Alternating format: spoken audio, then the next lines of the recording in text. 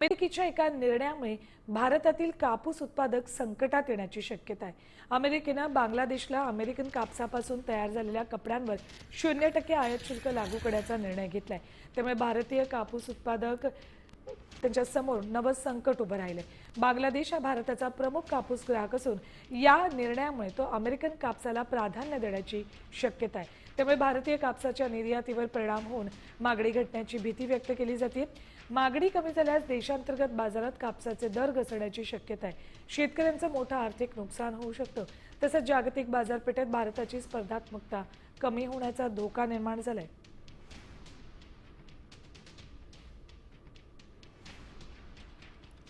बांगलादेश भारतीय कापसाचा प्रमुख ग्राहक आहे। अमेरिकेकडून बांगलादेशला कापसावर 0% आयात शुल्क लागू केलंय।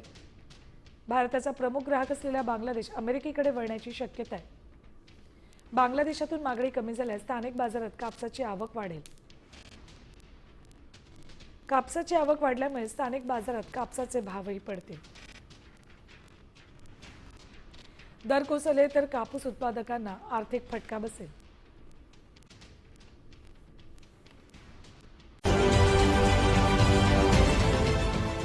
देश विदेशातील प्रत्येक घडामोडींचे लाईव्ह अपडेट मिळवण्यासाठी आता साम टीव्हीच्या सर्व सोशल मीडिया प्लॅटफॉर्मला लाईक, फॉलो आणि सबस्क्राईब करा।